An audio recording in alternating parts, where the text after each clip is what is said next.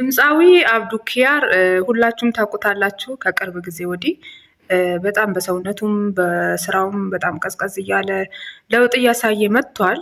እና ሰው ልጅ ምንድን ነው የሆነ በሽታ አንዳንድ በሽታዎች እንደነገርኳችሁ አንዳንድ በሽታዎች አንዳንድ ውድቀቶች ለመማሪያ እግዚአብሔር የሚያስተምርንበትም ሊሆን ይችላል። አንዳንድ በሽታዎች ደግሞ ለሞት የታዘዙልን በሽታ ይሆናል። አንዳንድ ሞት ደግሞ በቃ የሆነ እንደ መቅሰፍት የሚላክብን ሞቶች አሉ እና እግዚአብሔር ከመቅሰፍት ይሰውረን።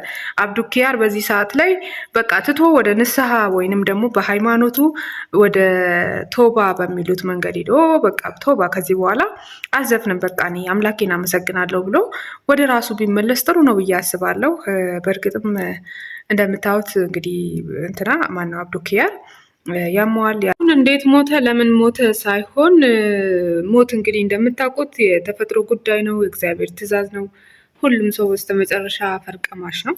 ግን ምንድን ነው ሞት አንዳንዴ ሞት በእግዚአብሔር ትእዛዝ ብቻ ሳይሆን አንዳንዴ ሞታችንን የሚያፋጥኑ ነገሮች አሉና እሱን በተመለከተ እንደው ኢቢኤስ ሁሌ ጥቁር ሻማ የሚያበራበት ጉዳይ ምንድን ነው በቃ ማለት ምንድን ነው በቃ እኔ ግራ ገባኝ። ከ2 ዓመት በፊት ሁላችሁም ታስታውሳላችሁ፣ ሀዘኑ ከውስጣችን አልወጣም። አስፋው መሸሻ 2 ዓመት ሆኖታል ካረፈ ማለት ነው ከተለየን። ቀጥሎ እንግዲህ እንደምታስታውሱት በቅርቡ ነፃነት ወርቅነህ የኢቢኤስ ታዋቂው ሰራተኛ ነበረ። እሱም ከተለየን ወር ምናምን እየሆነው ነው።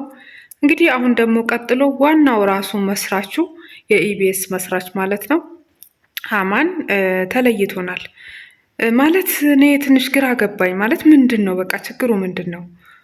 ምንም ሊገባኝ አልቻለም። እንግዲህ እግዚአብሔር በቃ ይበላቸው፣ ሌላ ምንም የሚባል ነገር የለም። በቃ ይበላቸው።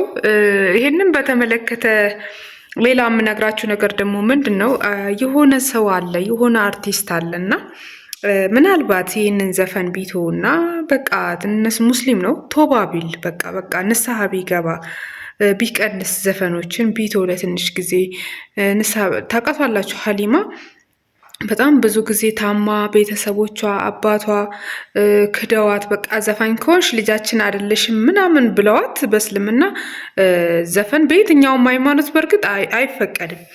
በክርስትና ደግሞ ምንድን ነው ልጅን እንደ ልጅነቱ ምንም ቢያጠፋ ምንም የሚቀበሉበት መንገድ አለና በእስልምና ትንሽ ጠበቅ ይላል።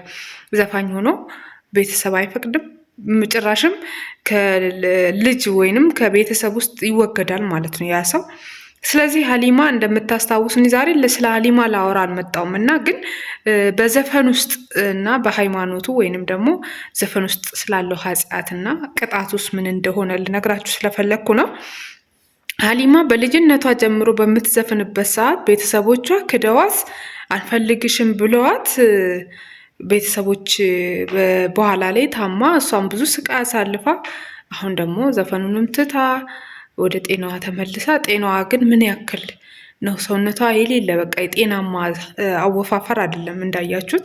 ተመስገን አሁን ከሚዲያም ጠፍታ ዘፈኑንም አቁማ እንግዲህ ሁኔታዋ ምን ላይ እንዳለች ምንም የሚታወቅ ነገር የለም። ግን በሆነ ሰዓት ላይ ኢቢኤስ ላይ ቀርባ ያው በሙሉ ጤንነት ላይ እንዳለች ተናግራለች። ይህንም በተመለከተ የሆነ አርቲስት አለ፣ ሙስሊም አርቲስት ነው። ስሙን ልነግራቸው ይችላለሁ። ማን ነው ስሙ?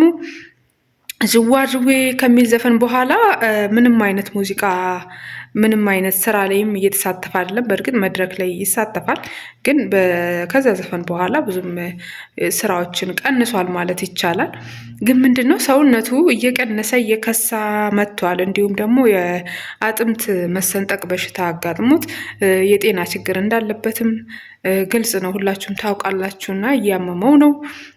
ስለዚህ ቢያንስ በቃ አለ አይደል እኛ ሀገር ላይ ብዙም ይህን ያህል የተጋነነ ቅንጦት የሚሆን ነገር እኮ የላቸውም በላይፋቸው። ግን የሆነ ብቻ እግዚአብሔር የሚቆጣበት ሁኔታ ላይ አለ ብዬ አስባለሁ። እና የሰው ልጅ ቢያንስ ጥሩ ነው፣ እኛን ያዝናኑናል፣ ያስደስቱናል። ግን በስተመጨረሻ የሆነ ሰዓት ላይ እግዚአብሔር በቃችሁ ብሎ ወደ እግዚአብሔር እንድንመለስ የንስሐ ጊዜ ቢሰጠንና እኛም ደግሞ ተጸጽተን ወደ አምላካችን ተመልሰን እንደ ሙስሊሞችም ቶባ የሚሉት ነገር አለና ቶባ ብሎ እሱም ወደ አምላኩ ቢመለስ እንደ ኦርቶዶክስም ንስሐ ተገብተው በቃኝ ተብሎ ወደ ፈጣሪ የሚመለሱበትን መንገድ ብንፈጥር ጥሩ ነው ላለሁኝ። ምናልባት ማለት ሞት ለሁሉም ሰው ይታዘዛል። ሁሉም ሰው ይሞታል፣ ይታመማል። በሽታዎች ደግሞ አንዳንዴ ለሞት የሚታዘዙ ናቸው። አንዳንዴ ደግሞ ለመማሪያም የሚሰጡን ይሆናሉና ቢያንስ ታመን ስንድን ደግሞ ወርቀን ስንነሳ ደግሞ እግዚአብሔር ሆይ ተቆጥተብኝ ይሁን ወይ ብለን ራሳችን ብንመረምር ጥሩ ነው ብዬ አስባለሁ። እንግዲህ እንደምታውቁት አብዱኪያር የተወሰነ ጊዜ ላይ ታሞ ነበረ። አሁን ደግሞ እንዳያችሁት ሰውነቱ ትክክል አይደለም፣ በጣም ከስቷል። መክሳት ማለት ጥሩ ነው። አንዳንዴ ውፍረትም ለበሽታ ያጋልጣል። መክሳት ጥሩ ነው፣ ግን የጤናማ አከሳስ ከሆነ መክሳት የተመረጠ ነገር ነው። ግን የጤናማ ነው ወይ የሚለውን ነገር ስላየውበት ነው። ስለዚህ መልእክቴም ቢደርሰው ደስ ይለኝ ነበር፣ ግን እንደማይደርሰው አውቃለሁ። ቻናሉም አዲስ ስለሆነ፣ ግን ለሁላችሁም ትምህርት ይሆናችኋል። ባይዘው እኔ ዘፈን መስማትም ትቻለሁ። በዚህ ላይ እንደ በሃይማኖቴም ጎበዝ አይደለሁም፣ ግን የተወሰነ የዘፈን ፍቅር ግን ወጥቶልኛል እና ኃጢአት በቃ ዘፈኖችን እግዚአብሔርን በማለት በአንደበታችን እግዚአብሔርን በዝማሬ ብናመሰግን በየሃይማኖታችን ወደ እግዚአብሔር ብንመለስ ጥሩ ነው ለማለት ያክል ነው። ኢቢኤስ ጉዳይ ግን አሁንም አሳሳቢ ነው። ብቻ እግዚአብሔር በቃ ይበለው፣ በቃ ይህንን የመጨረሻ ያደርግለት ብዬ እመኛለሁ።